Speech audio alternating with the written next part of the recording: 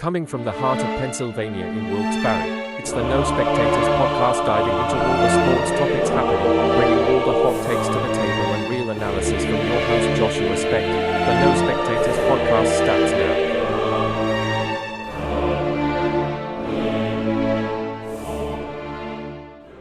Alright, it's a beautiful Sunday, May 4th. The NBA playoffs and NHL playoffs are about to wrap up with round one. There are just one series left in both sports. The Golden State Warriors and Houston Rockets are wrapping up the NBA's first round, and the Winnipeg Jets and St. Louis Blues are wrapping up the NHL's. And we'll go over the rest of the series that already wrapped up that first round in both sports. Also, the UCL is wrapping up with the semifinal. The second leg is right around the corner this week. We'll also check out the Europa League and Conference League and just some other soccer leagues around the world, see how their seasons are finishing up. Also, the MLB is heating up. We're getting into the season. Teams knocked off the rust. We'll see where each MLB team is right now and how the season is going. Alright, so let's start with the NBA. The Warriors and Rockets are finishing up their series up tonight. Plenty of story going into it. The Warriors had a 3-1 lead, and they're blowing it. Flashbacks of 2016 for Steph Curry, but it's really interesting. Game 1, or ignore Game 1, let's see. Game 3. They won 104-93. Good team performance. I mean, Draymond Green, he did whatever he does, whatever people hype him up. I really don't see it. 7 points, 8 rebounds. I mean, what's crazy from that? But I mean, the leader, Steph Curry, 36 points. Buddy Hield, 17 points. I mean, obviously, Steph Curry is their leader at this point, but recently he's been struggling a little. I mean, we check at Game 4. Yeah, the Warriors won, but Steph Curry, he got carried by his team. Only 17 points. Jimmy Butler had 27. Brandon Posminski had 26. Buddy Hield had 15. Quentin Post had 13. I mean, if he's having a good game, then the Warriors are doing good. But then we just move on to the Game 5 and 6, just seeing how the Warriors are coming back. I mean, Amen Thompson, 14 points. Alfred Sengun, 21 points. Fred VanVleet, 29 points. Some throwback Toronto Fred VanVleet is coming out. But Steven Adams even had 17 points. I mean, if those players are doing that stats, you're going to be fine. But tonight, Game 7, plenty to look forward to. The Rockets are at home, so you would think they have the advantage going with home. But the Rockets are still a very young team. Yeah, they proved they could, win in the playoffs, but the Warriors, as much as I've hyped them up so far in this playoffs, what have they proved? Yeah, they could make it to the next round, maybe make a deep run, but they're very inconsistent. And they need their top players to do good to make it far in these playoffs, and that's relying on who? Steph Curry. I mean, we've seen crazy comparisons so far these playoffs with Steph Curry. I mean, people are saying if Steph Curry goes far in these playoffs, he'll have a better legacy than LeBron. Now, I don't believe that. I'd have to really look over the stats and do a deep dive on it, but that's another discussion for another day. But that game should be really good. I'm going to predict the Warriors to win just off experience and being there. I think Steph Curry is going to be on his A game. I think playoff Jimmy is going to show up. Maybe Draymond Green will actually, score more than 10 points, more 10 rebounds. I mean, who knows? People hype him up for whatever reason. I don't see it. But And, I mean, another storyline, Jalen Green for the Rockets. I mean, he's been awful so far. Let me pull up his stats really quick. Jalen Green this series so far has scored 7 points on 3 of 15 shooting. Awful game. 38 points. Amazing game. I'm pretty sure that's the game they won. Then 9 points, 8 points, 11 points, and 12 points. So even though they won the last 2 games, Jalen Green is still playing terrible, and his team is carrying him. So, I mean, we've been seeing a lot of trade rumors so far, just with a lot of stars getting knocked out of the playoffs early with Giannis, KD, all them. I've been seeing a lot of rumors Jalen Green might be traded this offseason, so if he doesn't step it up, it could be a very well possibility he's not on the Houston Rockets next year. Because, I mean, how could the Rockets say no to getting Giannis, getting KD? I mean, they'd be stupid not to take that. I mean, having Giannis Antetokounmpo or Kevin Durant over Jalen Green takes your team to a whole different level. I mean, I love Jalen Green, but he's not Giannis or KD level yet. Maybe he will in the future, but he has a lot to learn. Now, moving on to the other NBA series that wrapped up, the Cavs had a quick series against the Heat, won 4-0, blew them out mostly every game. It wasn't really a series. Anyone could have predicted the Cavs would win. The Heat just don't have a star player anymore. I mean, they got rid of Jimmy Butler this season, but he wasn't even a star player in my opinion. He's just in that very good threshold right now. I mean, yeah, a couple years ago he was a star, but now he's just very good. He's not going to lead your team to a championship anymore. And they got rid of him, obviously, so they didn't even have him. They had Andrew Wiggins and Bam Adebayo, Tyler Hero. They're not going to win you a playoff series. The Pacers beat the Bucks in 7 games. Or not in 7 games. What am I talking about? They won 4-1. It was a surprising series. I thought it would be a lot closer than it was. I thought the Bucks maybe could win with Dame coming back, but then he tore his Achilles. But even then, I mean, maybe the Bucks could have made it a series. To lose 4-1 is just atrocious for them. And that's why there are trade rumors that Giannis might leave them. And he honestly should. He's wasting his career away there.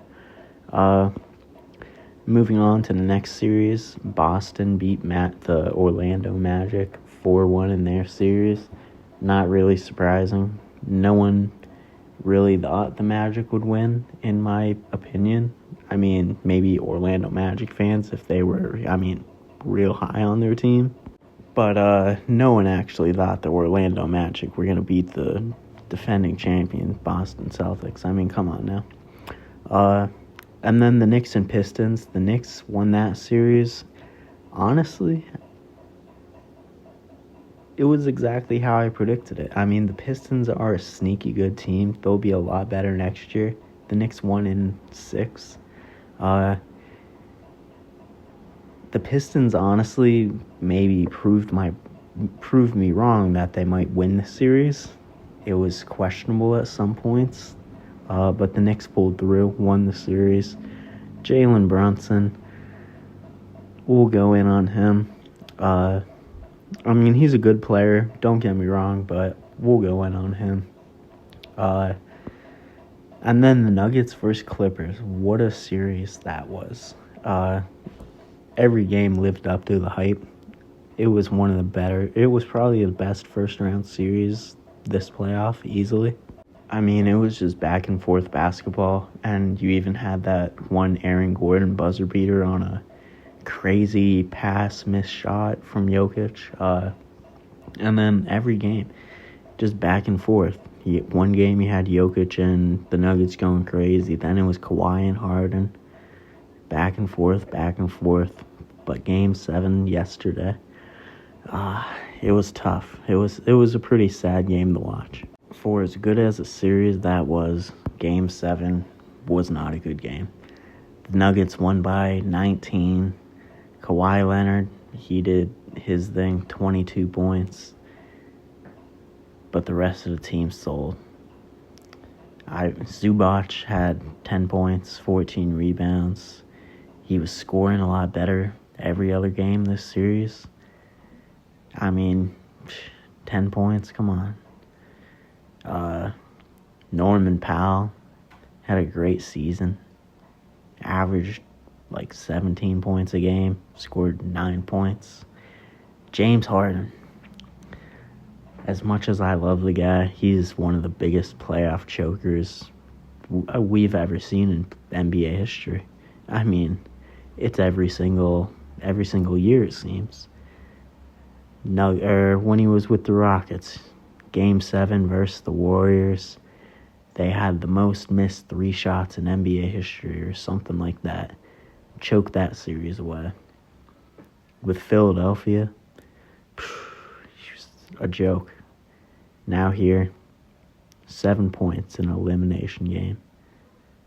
I mean, you're James Harden. You've got to be scoring more than 7 points. That's crazy. It's just disappointing because I love James Harden. He's one of my favorite players of all time. But he's just a playoff joker. He needs to go to a team and be a third option willingly and just accept that role. Maybe he'll get his ring, but it sucks for him because he had a really good season. I mean, just looking at his stats for the season, 22 points, 8.7 rebounds. I mean, played 79 games. Let's not forget, James Harden's probably one of the only reasons the Clippers are this high of a seed in the playoffs and even made the playoffs. Obviously, it's just him and Kawhi there, but James Harden obviously helps the team a lot more than Kawhi with his passing skills and all that. But let's not forget the season James Harden had, but he choked Game 7, and that's all he'll be remembered for this season. And just to quickly talk about probably our most talked about series so far on this channel, the Timberwolves and Lakers. The Timberwolves smoked the Lakers 4-1. I mean, listen to our previous episodes. We've been high on the Timberwolves all series, never switched up on them. And we were right. The Lakers, they don't have defense. They don't have a big man. And I mean, don't get me wrong, Rudy Gobert isn't some, legendary center, but if your team doesn't have a center, then Rudy Gobert is going to look like an all-time center, and that's what he did. Luka, amazing series. He'll only get better. LeBron had an alright series. I mean, the stats will show he had a great series, but in the big-time moments, he choked and just passed up the game, turned over the ball in a meaningful moment, or just gave up on his team. I mean, in the after the game tunnel, we saw him walking with in air quotations, sprained MCL from Dante DiVincenzo. So you're telling me LeBron, the 6'8" man who spends $1 million on his body every year, stronger than everyone else, better than everyone else, is hurting his MCL because some white guy? That's a terrible story. But I mean, he never saw Michael Jordan getting hurt by some scrawny white player. But that's another story for another day. Anthony Edwards, yeah, maybe he showed some inconsistency during the series, but he dominated. He's collecting all the legends' names, eliminating them from the playoffs, and he just got LeBron's.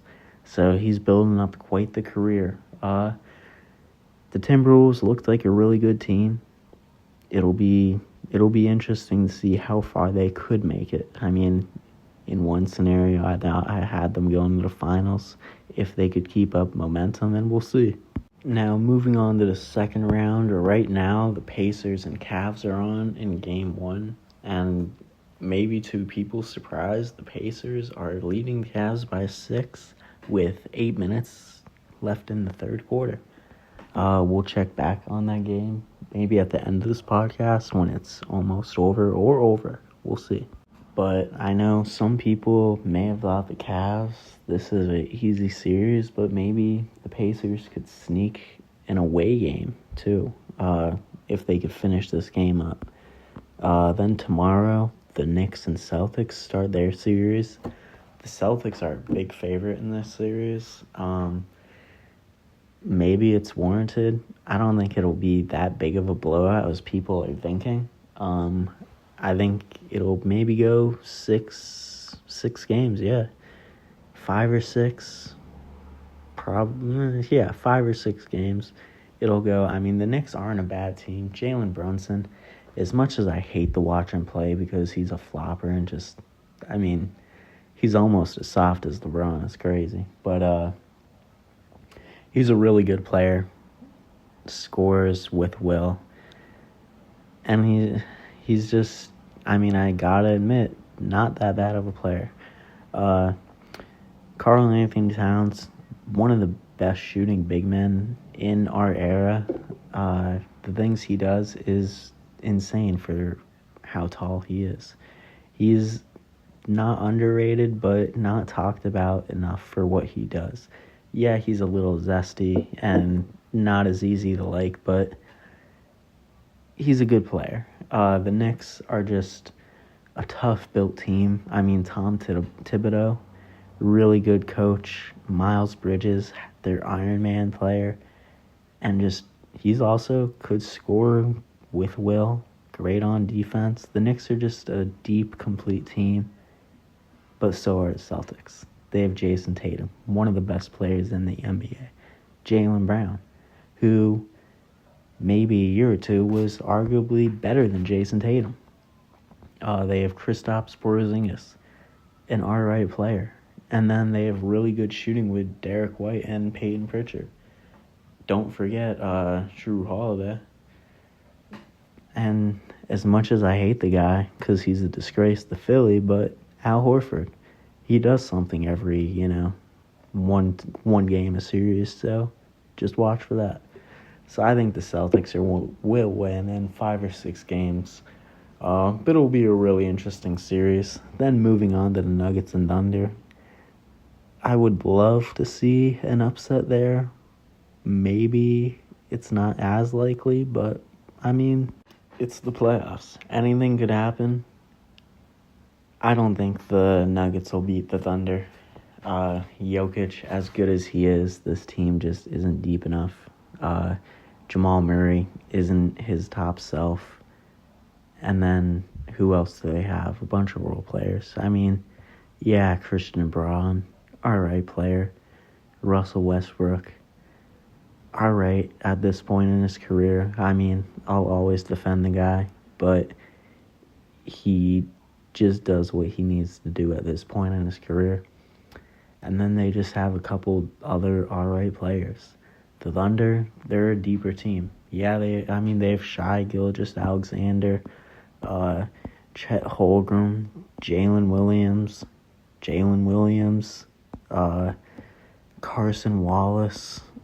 They have a really deep team. Other players too. I mean, let me name every player. Isaiah Hartenstein, he does what he needs to do. Lou Dort, great three-point shooter. Isaiah Joe, Aaron Wiggins, Aaron Mitchell. They have a really deep team. Every player could go off any game if they really wanted to. That's how good of a team they are. And they all just feed off each other. They're great team chemistry. It'll be really hard for the Nuggets to win the series. Maybe they have like a 25% chance, I'd say. It's not likely. It could happen. I mean, they do have the best player in the NBA, so we'll see.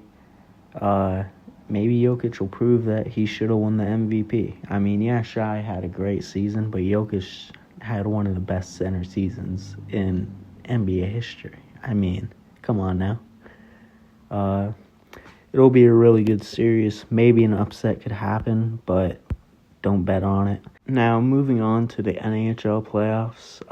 Like I said, Winnipeg and St. Louis play tonight in Game 7. See who moves on.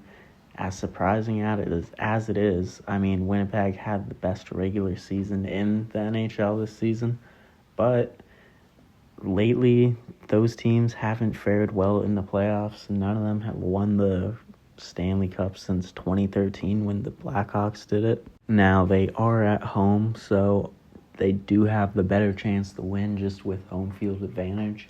It'll be a good game, very intense. The NHL playoffs are always just a great watch. I mean, they always are intense, and now we're at a Game 7.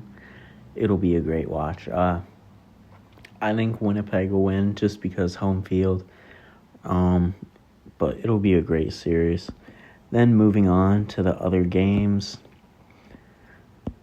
Just to cover round 1, the Capitals beat Montreal as we expected. I don't think anyone thought Montreal would win that series. They were just too young of a team, and the Washington Capitals finished with the best record in the Eastern Conference in the NHL. Had one of the better offenses. So I don't think anyone thought it would be a series. The Hurricanes beat the Devils. It was a really good series for Carolina. The only real good game the Devils had, obviously the game they won. And then Game 5, they got up 3-0, then choked that lead. Sad for them, but great for a watch. The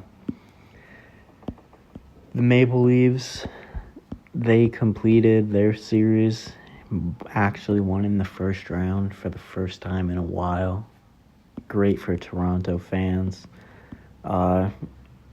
And hopefully this series wakes them up. They looked good some games and pathetic some other games. So we'll see if they could finish strong and move on and beat the Panthers. It'll be a really good watch. Hopefully they do. And then also the Golden Knights beat the Wild. That was a really good series. Just going on other episodes, the Wild were coming back. They had momentum, but the Golden Knights got that decisive home victory in Game 6 and just finished it off. And what can you hope for? They just took advantage of what they got, and that's as much as you could hope for. Moving on to some other stories in sports. In the UCL on Tuesday, Inter Milan and Barcelona face off in Barcelona in the semifinal leg 2. It's tied 3-3. These are two of the best teams, probably 1 and 2 left in the Champions League. I mean, both teams are better than Arsenal and PSG overall. Maybe not right now, but overall they're number 1 and 2. It'll be a really good game. It could go any way. Barcelona, amazing team, always performs when the lights are on. Inter Milan, amazing team for the last couple of years. They have the players. It could go either way. I'm not even going to make a prediction just because I don't know who's going to win. It's a toss-up. It's a coin flip. Either team could win. Moving on to the next game, PSG and Arsenal. PSG is up 1-0 on aggregate. Moving on to the second leg. It is home for Arsenal, so maybe they could get a little advantage from the home crowd. It's just a 1-goal deficit, so it's not the biggest deficit to come back from. It's, not easy, but easily attainable. Especially for them, they're one of the better defenses in soccer this year. So if they just get 1 goal, it's 0-0 again. Just see who wins then. My predictions, I'm going to give Barcelona and PSG meet in the final, and that'll be a really good final. I can't wait to see it. Now moving on to the Europa League. It's one of the crazier European tournaments so far this year, just because both teams that are about to make it to the final are in terrible shape in their domestic league. Manchester United and Tottenham are both doing awful this season in the Premier League. Manchester United is 15th and Tottenham is 16th, both well beyond projections. They're just terrible, and it's actually pretty funny. But who would have thought they would be on the road to the Europa League final? And, I mean, not to mention, Manchester United is unbeaten in European play this year, which is actually insane because in the Premier League, they're 10 wins, 9 draws, and 16 losses, but they're not losing to the best teams in Europe, so I guess that's a little plus. And then, I mean, even Tottenham, they've looked awful this year, but they're looking really good. I mean, yeah, they have a easier game going to the final versus Bodo Glimt, but they're still winning 3-1. And they're play at home next game, so I could only imagine what that score will be. But it'll be really interesting. It'll most likely be Tottenham and Man United in the Europa League final. And that'll be just a wild storyline game. If Man United wins, is it a successful season? Partly yes, but not really. I mean, just expectations. Obviously, they were already supposed to, win the Europa League, but they still finished trash in the Premier League. So, I mean, is it really a good season? Could you really be proud about it? And then Tottenham, I mean, obviously the season sucks, but say you actually win a trophy, I'd say it's a very productive season. I mean, just Tottenham getting a trophy would be a productive season. I don't think I've ever seen them win a trophy in my life, actually, other than their little joke of a trophy that they won. And now moving on to the Conference League, Chelsea obviously are doing good. They beat Garden 4-1 in the first leg. Obviously that should be a blowout. If they even came close to losing, I think it'd be just a disgrace for them. But then Real Betis beat Fiorentina 2-1. Anthony scored another goal. It's just crazy how good he's been doing since he left Manchester United. It's pretty funny, actually. He's having a great year, and all the people that were clowning on him are kind of wrong now. My predictions are obviously Chelsea are going to make it to the final, and then I think Real Betis will prove through in the second leg and just keep their lead and move on to the final. And it'll be surprising. I could see Real Betis beating Chelsea to win the Conference League, and that would be quite the story for Anthony. Now just moving on to some soccer leagues around the world. Going to Italy first, Napoli is up by 3 points on Inter Milan. They're at 75 games, and they have, 3 games left. So, looking at Napoli's schedule, they play 3 easy teams. It's in their hands. They could easily win the Serie A this year. And what a story that would be. I don't think anyone predicted them to win it this year. It was more Inter Milan. But what a story. Also, just looking at the Serie A, earlier in the season, Roma were doing awful. I'm pretty sure they were in the relegation zone. But checking now, they're in 5th in the Europa League spot, tied with Juventus for the Champions League spot. So if they could win a game, maybe Juventus loses a game, we could see them in the Champions League next year, and what a game that would be. Change of season. So we'll see how that finishes. Moving on to the Premier League, this has been decided for a while. Liverpool obviously won it, but moving on to the rest of the spots is where it gets really interesting. Now, every team is basically at 35 games played except Nottingham Forest and Crystal Palace, but they play tomorrow. But Arsenal, they may be bottling second. They're at 67 points. Man City, of all teams, has come back from the despair of the season, and they're in third. Maybe possibly will finish in second. We'll see how the season finishes. But then Newcastle is in fourth. Chelsea's in fifth. Nottingham Forest with a surprising season in sixth, but they're also tied with Aston Villa. Now, if Nottingham Forest win tomorrow versus Crystal Palace, they'll be tied with Chelsea for fifth and the Champions League spot, but Chelsea will be ahead on goal differential. So they'll still be in sixth. But just a crazy finish to the rest of the season. 4 spots in Europe will be interesting to watch. I can't wait to see it. Moving on to Spain with La Liga, it's basically Barcelona's to lose. They're 7 points up, I believe. No, 4 points up, but they have it over Real Madrid. Real Madrid's not coming back. It's Barcelona's to win. So good for them. Not really any crazy storylines in it. I mean, the usual suspects are up there: Barcelona, Real Madrid, Atletico Madrid, Athletic Club. So nothing too crazy happening in Spain, but maybe we'll get another storyline or two out of soccer for the finishing of domestic leagues, and maybe even Europe. Upset could happen or anything crazy. We'll just have to see.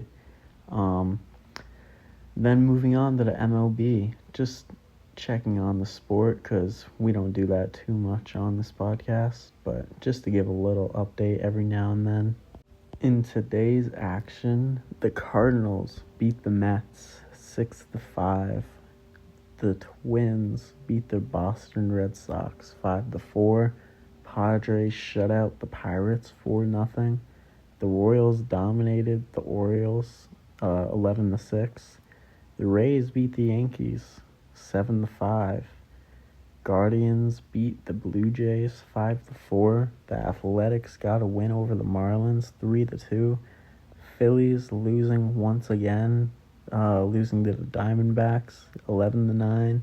And the Brewers beat the Cubs 4-0. White Sox get a rare win, but beating the Astros 5-4. And the Rangers beating the Mariners 8-1. Giants dominating the Rockies 9-3. And the Tigers also dominating 13-1 over the Angels. The Nationals beat the Reds 4-1. And then some games going on right now. The Cardinals and Mets are tied in a doubleheader 4-4 in the top of the fifth.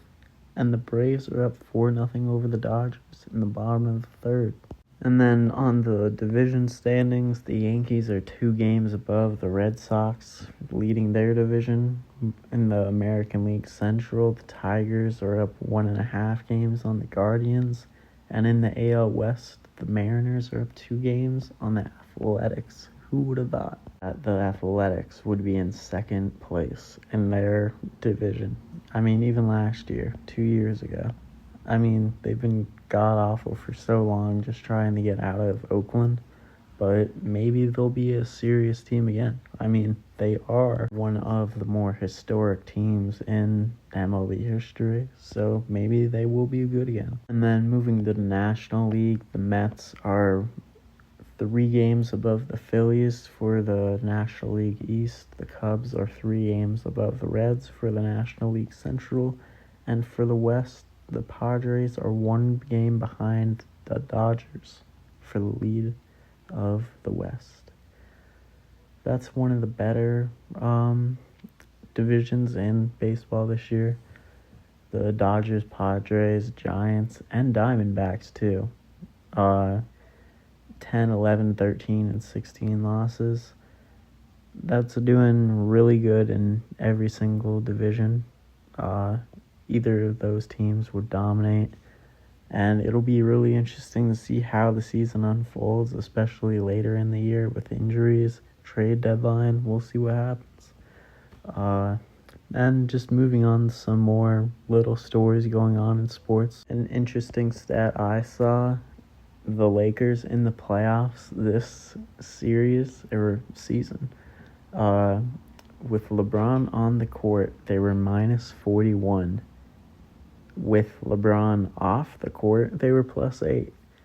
So, take what you want from that stat. Obviously, LeBron, one of their better players, but maybe he should have adjusted how he was playing in the series to give them a better chance at winning. You never know. Then also, some other stories we've seen. Shedeur Sanders was pissed at the Giants during his pre-draft visit because he was called out for not being prepared. The Giants give players an install and their mistakes intentionally put in the install, like a playbook or just some questions that they want to ask him during the pre-draft process. He didn't catch them and got called on it, and he was pissed that they did that to him. Now, I've seen plenty of stories about Shedeur Sanders during his pre-draft process that he didn't study the playbook or was just arrogant to teams. And I mean, that's why he dropped. He's thinking he's some hotshot, and that's just not what you do in the NFL. I mean, you'll get called out on it anytime, any day. And now he has to work harder to even get a shot and not be overlooked by any team in the league or even fans. I mean, they're going to be out for him every single game. Then some other news. Not as big of a storyline, but Abdul Carter. If you ever listen to this episode on the off chance, just pick a available number. This man has asked 2 retired players for his number, or for their number to wear this season. First, Lawrence Taylor, greatest defensive player of all time. Then Phil Simms, arguably the greatest Giants quarterback of all time. I mean, he won Super Bowls just like Eli Manning and was, more consistent than Eli Manning. But just pick an available number and you could not have to worry about getting someone's permission. Then also, I saw a little post. If the Warriors lose tonight, the teams left in the playoffs are the Timberwolves and Warriors, Nuggets, Thunder, Knicks, Celtics, Cavs, Pacers.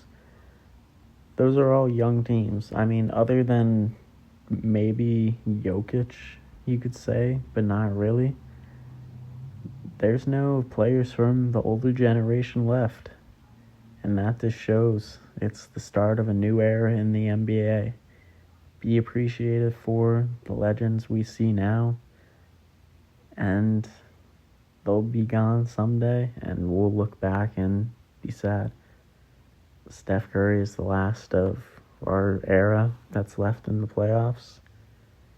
And it's just crazy to think that 2-3 years, most of them, they'll be gone. Then we'll have to suffer watching Shai Gilgeous-Alexander every year. But let's see if we could find any quick little stories left. Just wrap up this episode quick. Like we said earlier, James Harden, one of the biggest playoff chokers in NBA history, has now lost 4 Game 7s with 4 different teams. The Rockets, Nets, Philadelphia 76ers, and now Clippers. And it's just a disgrace how good of a player he is to be disrespected this much, but for a valid reason. I mean, you gotta win in the playoffs. Let's see what else we could find. checking on the NBA or NHL, the St. Louis Blues are up 2-0 early on Winnipeg in Game 7. Winnipeg is choking. Didn't think it would happen, but it looks over for them. Maybe they could come back, but it's not looking good at all. That Game 6 momentum just absolutely destroyed them. It'll be tough for them to come back, but we'll see if they can. Now, moving on, just a little story to wrap up this episode. Scotty Scheffler shot -31 and tied the PGA record for the lowest 72-hole score. That's pretty crazy for anyone to do. I mean, Tiger Woods never done it, so it's obviously a good record to be proud of. But now that we're talking about golf, we know that's a perfect time to wrap up the episode. So thank you for always listening, and get ready for next, or it'll be better.